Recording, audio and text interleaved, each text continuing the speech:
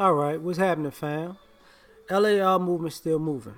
The book is entitled Lessons from a Non-Custodial Father. It's at Amazon, Kindle, and Create Space.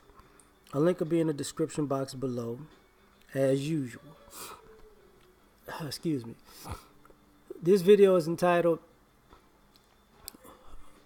Can You Do Right by Him or Her? When I speak about relationships, and even cats talk about relationships on these vlogs, videos, whatever.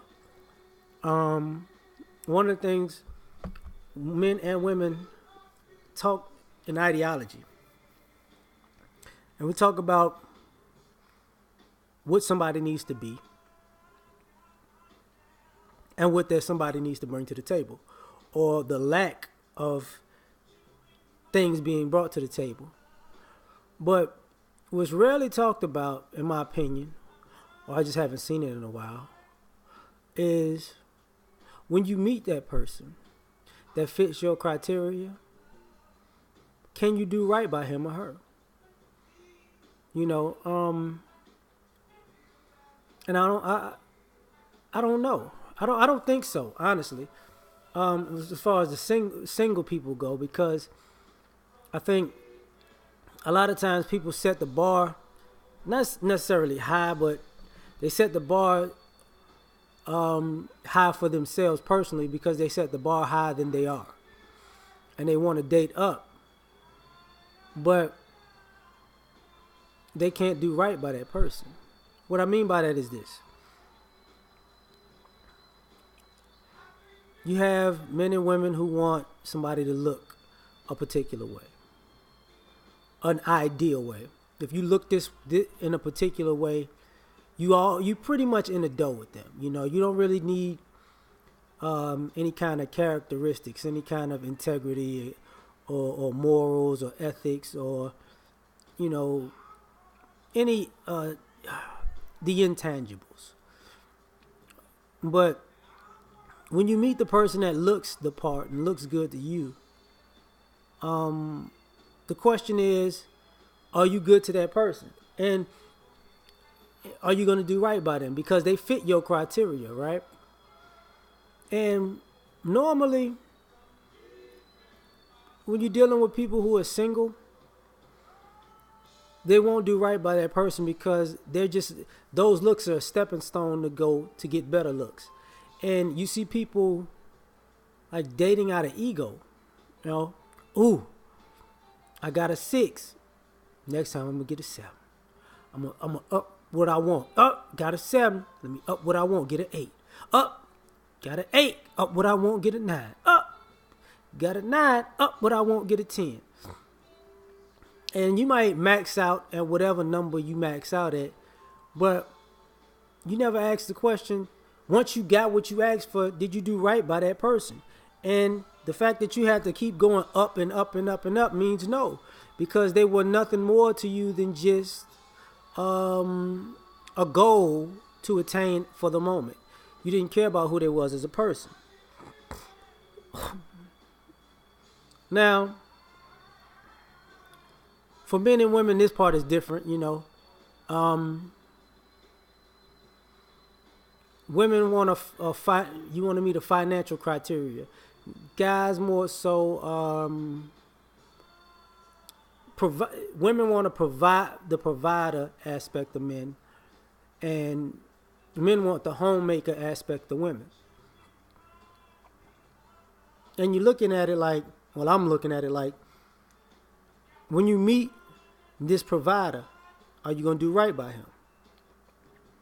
You know, and unfortunately, when guys are talking, or when women are talking about this, they meet a guy and she really doesn't want him to be a provider in the sense of a boyfriend, man, husband, kind of head of household kind of role. That's not what it comes off as. She wants a provider who can afford to buy her trinkets. And then she wants a stepping stone provider. Oh, he can afford this much, but now I take these things out of it, but now he can't afford these other things that I want, so I got to get another provider that can provide the things these wants. So when these guys actually provide your needs and some of your wants, that ain't good enough. So do you do right by that man? No, you don't. You trade him in for the guy that could take you on a better trip or the better date or buy the better gift. And so ultimately, you're not doing right by him. Flip this around to the ladies. Want a homemaker, and then you hear cats talk about the woman who cooks and cleans and takes care of the house and makes the house a peaceful place. And what's the number one complaint? But she just ain't, she ain't a freak in the sheet. So now you got guys living under the stereotype or putting out the stereotype, and now they got the Betty homemaker, but she just, she look all unsexy because she's homemaking. So now you want to go out in the street and get somebody who's sexually appealing. Wow, she's making your home a better place. Not taking into consideration that maybe she doesn't have the time to look appealing because she's homemaking, right? Or you got old, or it got comfortable because she was supposed to be a homemaker in some kind of Instagram model type of apparel, and that don't fly all the time, man. Most of the time, I mean that's more so of a fantasy. So then you're out looking for another woman while your woman is at home making your house a home. So ultimately, you didn't do right by her. So what is it? So you really didn't want that. It's just it was convenient for the moment. It was a good idea, right? So now, now you want how can I say this? A well-rounded person. You want, somebody who got it together, who's on point. You want an on-point man, an on-point woman, right? Now the problem is, you want an on-point man. So he's a provider. He's a protector. He's attractive. He's in shape. He dresses well.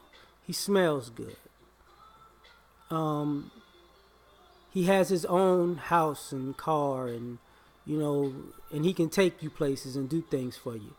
And his house is already clean, and he cooks himself. And then you get with him, and you resent him because he's on point. And then now it's not a team thing; it's a competition thing. And now you're falling into the 80-20 rule.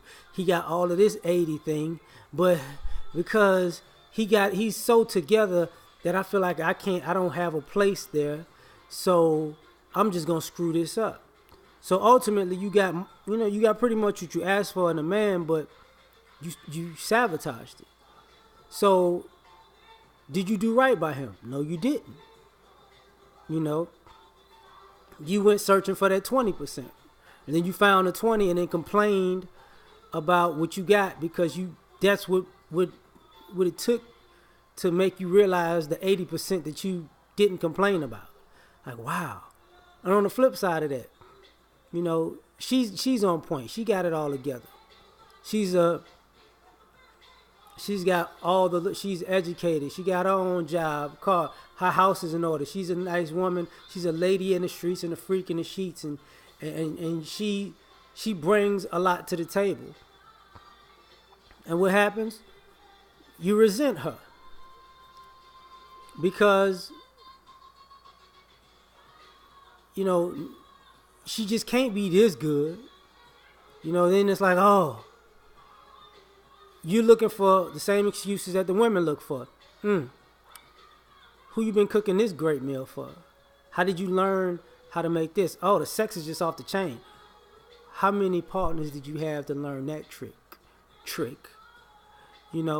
And now you nitpicking. Same 80-20 thing. You nitpicking. And I just don't, I just don't like her towels out of the shower. It's just something about we just can't connect. And so you slipping in and slipping out of something else, and then you break up with her, you break her heart or whatever, and you move on to the next. And then you find yourself with the next woman like, wow, I really just left all of that for a little bit of this. And then, you stuck there. And that's the problem at the end of the day is, for us single people, we don't want to admit that this ideal person that we talking about, and you got to fit all of this criteria. First of all, most people making these checklists of what you should have and shouldn't have don't even fit their own checklist. So they're asking for things that they don't even possess. So you're gonna get what you are. And if you come up and you get more than what you are, it doesn't make you more of a catch. You just got lucky. And I'm not, this goes like across the board, like, because you might be a 10 in this and a 5 in this and a 7 in this. So the other person might be, so when y'all come to the table with all of your qualities together, y'all pretty much on the same level. Y'all might not have 10s in the same place, but you might be a 10-7 and a 5. They may be a 10-7 and a 5. They just may be in 3 different things. But the other thing about that, you meet this person that meets all your ideals, and you realize something. You don't bring anything to the table for them. So you're not, they're everything that you wanted them to be, but you didn't consider, are you anything that they want from you or need from you? And a lot of people, that's when they start looking for the door. Like, I got everything I wanted, but I'm really not on their level. I'm not what they really want or need. And I'm not going to try to be that because I won. I got what I wanted. So now you're not going to even be on the same page because you're not even trying to cater to everything you said you wanted. So you're still not going to do right by them. And to me, one of the most important things about this is you're not doing right by him or her because you're not accepting the fact that they're not readily available. People like that don't come a dime a dozen. And you're not doing right by, you won't do right by him or her because for some odd reason you believe people like that come a dime a dozen, and they don't. And now you out here complaining about how you can't find what you're looking for, and ain't nothing out here in these streets, and everybody on some bull. But you had your shot. And a lot of people don't want to admit they had multiple shots, but you didn't do right by multiple people that fit your criteria, and multiple people who was on point. And then when you see them again, and you're like, what was I thinking? And a lot of people don't want to talk about all the people in their life that they go to bed missing because they didn't do that one right. They wish that person to call them, or they wish they could just see them out one day and and spark up a new conversation and buy a drink and apologize and hope that person to say, hey, we'll try it again. Y'all ain't gonna be real about that.